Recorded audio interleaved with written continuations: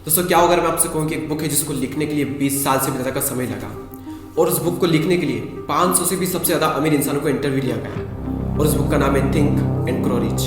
वो बुक दरअसल मेरी one of the favourite book है और उस बुक को लिखा है नेपोलियन हिल ने। नेपोलियन हिल एक राइटर और जर्नलिस्ट थे और अनफॉर्चुनेटली उन्हें चांस मिल गया उस टाइम के सबसे पावरफुल इंसान एंड्रयू कार्नेगी का इंटरव्यू लेने का। इंटरव्यू चल रहा था तभी एंड्रयू कार्नेगी ने नेपोलियन हिल के सामने एक सीरियस ऑफर रख दिया। अधिकतर लोग अपनी लाइफ में फेल होने वाले हैं सब कुछ खुद से ट्राई करने के लिए, जबकि सच तो ये है कि सक्सेसफुल होने के लिए जो प्रिंसिपल है वो यूनिवर्सल है। तो बेहतर होगा कि हम अमीर व्यक्तियों से वो सीख लिया जाए बजाय इसके कि खुद सब कुछ ट्राई करके जिंदगी में फेल होने के लिए, क्योंकि खुद ट्राई करने के लिए जिंदगी बहुत ही छोटी है।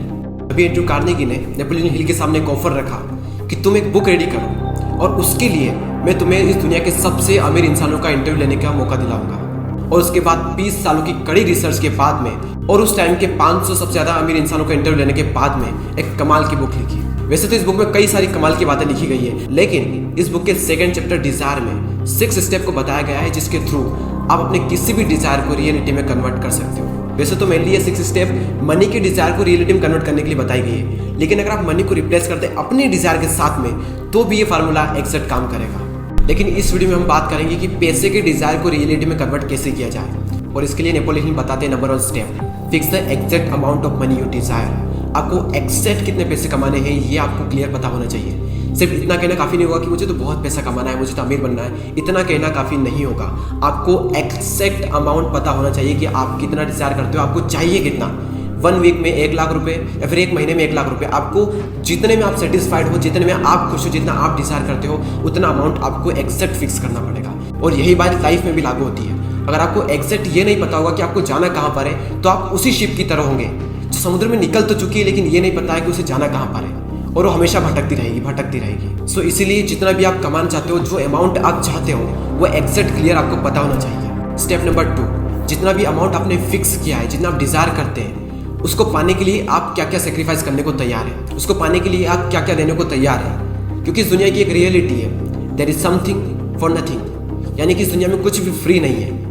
आप डिसाइड कर लें कि मैं इस अमाउंट को पाने के लिए ये चीज़ें छोड़ने को तैयार हूँ, मैं अपना इतना टाइम देने के लिए तैयार हूँ, मैं अपने कंफर्ट जोन को छोड़ने के लिए तैयार हूँ। स्टेप नंबर 3, आपको एक डेट फिक्स करनी होगी कि इतने टाइम के भीतर इस तारीख तक मुझे इतना अमाउंट कमाना है। स्टेप नंबर 4, जो भी अमाउंट आपने फिक्स किया है उसको पाने के लिए परफेक्ट प्लान बनाएं।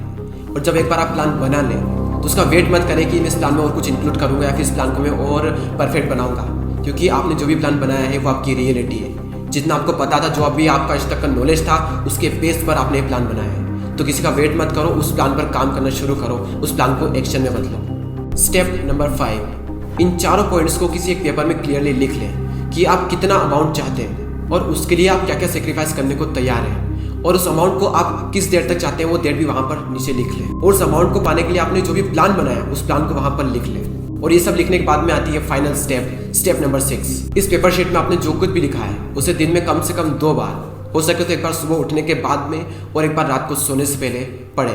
और जब आप इसको पढ़ें तो खुद को फील कराएं कि आप ऑलरेडी उस अमाउंट को पा चुके हैं। अब कई सारे लोग कहेंगे कि खुद को ये फील कराना बहुत ही मुश्किल है, क्योंकि हमें अंदर से तो पता है कि हमें वो अमाउंट नहीं मिला है। लेकिन अगर आपको डिजायर को बर्निंग डिजायर में कन्वर्ट करना है तो आपको खुद को ये फील कराना होगा कि आप ऑलरेडी उस अमाउंट को पा चुके हैं। और हिल ने यह भी कहा है कि अगर आपके अंदर पैसा कमाने का फिर किसी भी चीज़ को लेकर बर्निंग डिजायर है तो आपको उसको अचीव करने में ज़्यादा मुश्किलें नहीं आएगी, और ज़्यादा मुश्किलें आएगी भी तो आप उनको आसानी से पार कर जाओगे। इस दुनिया के वही माइंड पैसे को अट्रैक्ट करते हैं जिनके अंदर उस पैसे को लेकर बर्निंग डिजायर रहता है। और नेपोलियन हिल ने यह भी कहा है कि if you do not see great riches in your imagination you will never see them in your bank account. अगर आप अमीरी को या फिर उस अमाउंट को अपनी इमेजिनेशन में नहीं देखोगे तो आप उसे कभी भी अपने बैंक अकाउंट में नहीं देख सकते।